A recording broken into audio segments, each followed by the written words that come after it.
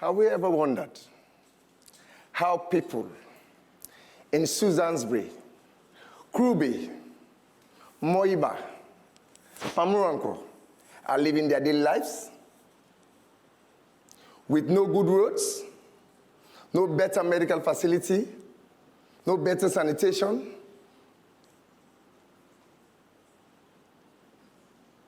rolling boulders, flooding, fire all the time? One afternoon, I had a phone call that Susan's Bay was on fire. And I rushed to the scene. What I saw was women and children were running for their lives, whilst youth were fighting to put the fire off. Others were rushing into the fire to grab their things out.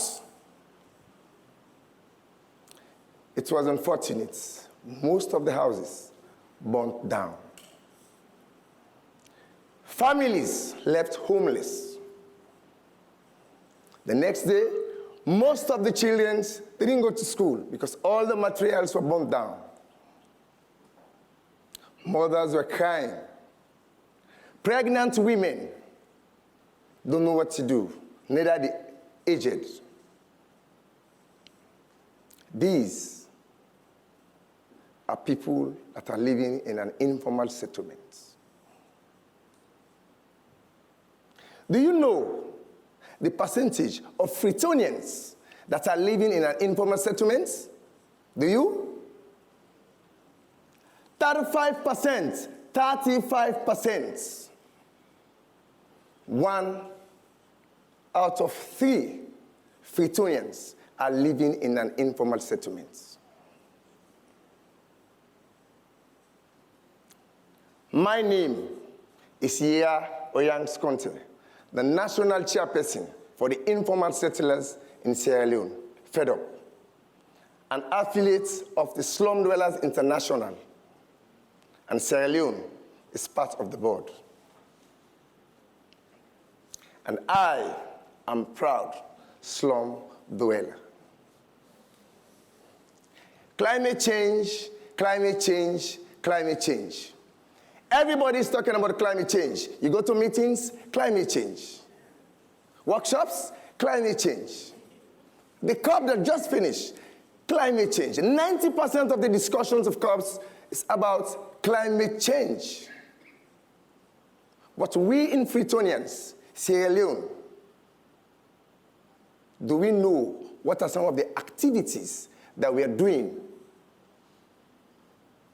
that's causing the climate change? Today, I'm going to talk of 4 of those activities, just 4, that we are doing that are causing climate change. 1 is deforestation. Before, we say we have a lion mountain. Now there is no lion on the mountain. We've cut everything down. What we have? Droughts, no water for the city. In the name of livelihood, building our structures, exposing the land that is causing heat for us. Number 2 is stone mining. If you go to Moiba, you will see people mining stones. They are mining stones. Bobo, they are mining stones. They said it's for their livelihood and for construction. But we are doing more harm than good to ourselves. We are digging up those stones whilst we're having mudslide, landslide, erosion, which is the gradual washing away with the topsoil by either wind, water, or animal. It's exposed the land, and then we are talking of heat. It doesn't allow water to stay under the ground if we want to dig a well, because it's already exposed. The third one is sand mining. Sand mining. If you go to Godrich, you will see structures, very perfect structures along the sea. But all those structures have been faded out because people are doing illegal mining, illegal sand mining. They are encroaching into the sea. Now the sea is inside our community. The last time I went there, the graveyard is halfway off. Corpse that was buried the next day was out, exposed, because we've already encroached in doing sand mining. Number 4, the mangroves. When I was a small boy, if you go to Aberdeen Creek, we are looking for birds that are fleeing from Germany, Switzerland, that are coming to the creek. If you catch any one of those birds, you take them to that embassy, they will give you money, dollars.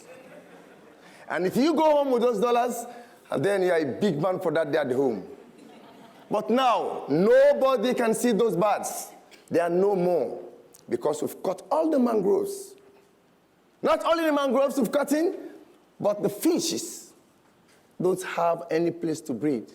Some of us that like Mina, no Mina, because there is no place for them to breed.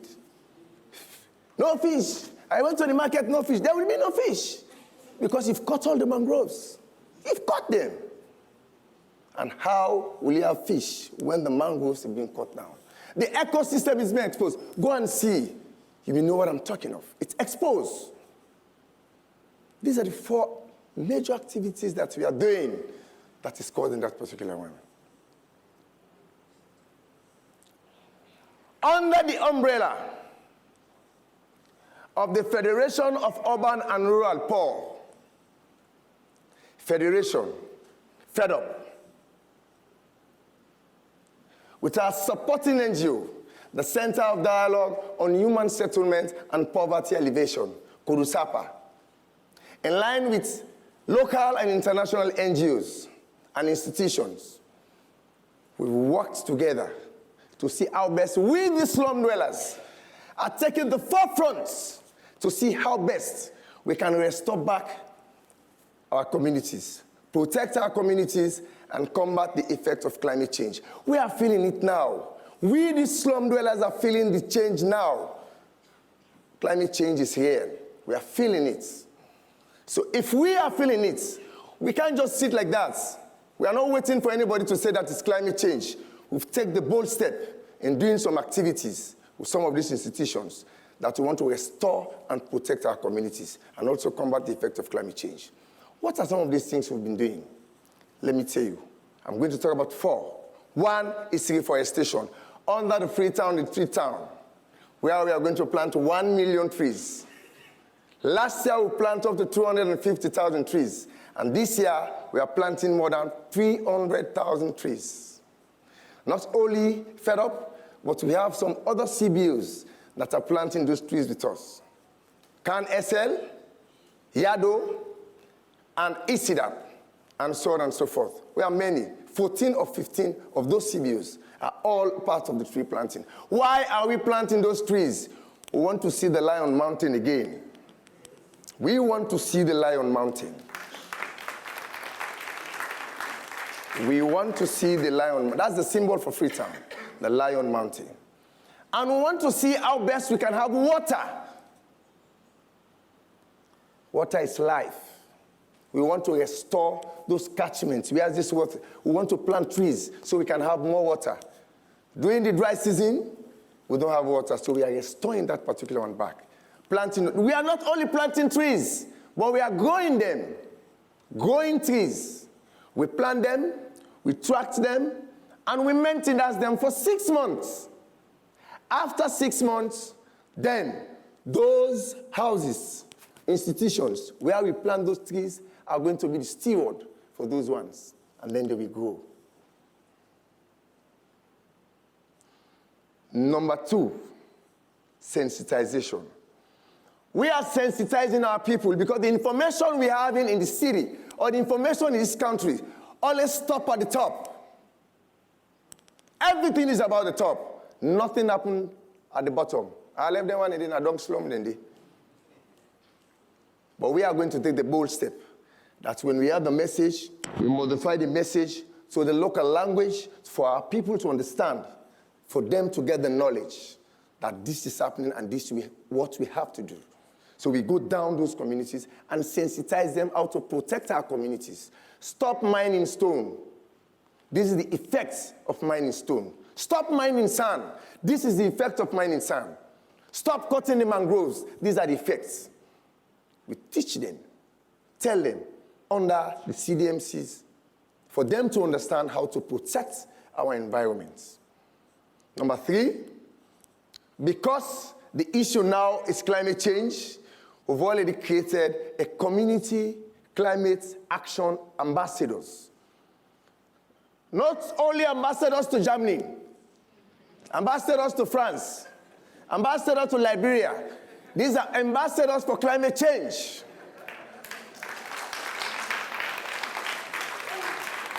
Those ambassadors have to teach people how to protect their communities. We want to know what is climate change, what are the causes of climate change, and how we are going to combat the effect of climate change in our community. Before waiting for you to come, we've already have the answer. We are homeless, but not hopeless. We are poor, but not powerless. Our information is our power.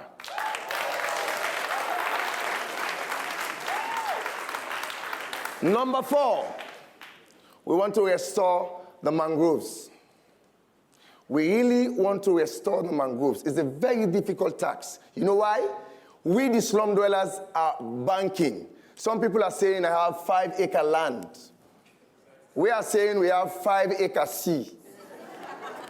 Because we are banking to the sea. We are banking to the sea. But we want to stop those ones. It's also causing an effect of climate change. The place will continue to hot because the sea is inside our communities. If we protect those mangroves, there will be a lot of mina. That's my favorite fish. They will breed, and then we will see those birds again. Sweet songs, in the morning. Those sounds brings tourists. Those birds bring tourists. But as long as the creek is empty, nobody will come as tourists. Let's restore those ones. And we are planting 60,000 in 6 communities. And those communities are Kolatri, Mafengbe, Elite View, Tomsimbe, Dokoti, and Madina. Each of those communities, we are planting 10,000 trees, mangroves. We are not only planting them, but we are tracking them, monitoring them, and make sure they grow. We are also producing green jobs for those youth that are inside those communities. We are producing green jobs. They are the ones planting those mangroves, tracking those mangroves, and also maintenance and taking care of them. We are giving them. We are encouraging every company, institutions, offices, to make sure you pay for trees. Whether it's 100, whether it's 5,000, make sure you care for 100 trees. If you pay for the cost of 100 trees, then you can say, I've restored trees in Freetown. This is my tree. This is what I pay for, like I did in Ghana. I went to see in Kenya. Let's come on board to plant more trees than we can restore. Notwithstanding, that's why we, the slum dwellers, we, the informal settlers, have taken the forefront, not waiting for anybody, to see how best we can protect and combat the effects of climate change, because we are feeling it now. When flooding comes from up, down. Mudslide, up, down. Everything is we, the informal settlers. If our votes are count, let our voice also be heard.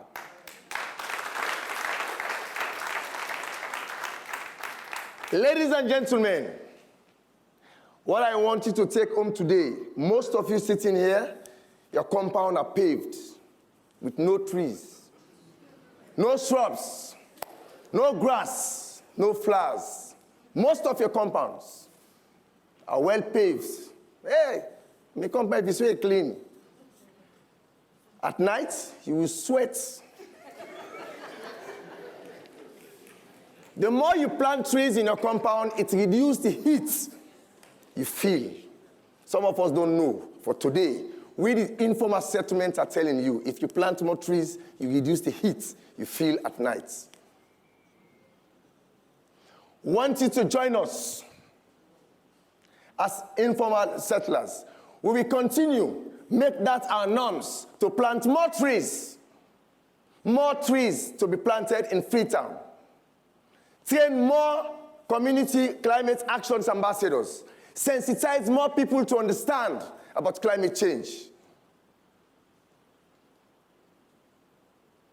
And let's make sure we plant trees in our compounds. Let every one of you here today go home. You've never planted a tree, maybe. Go home and plant one tree.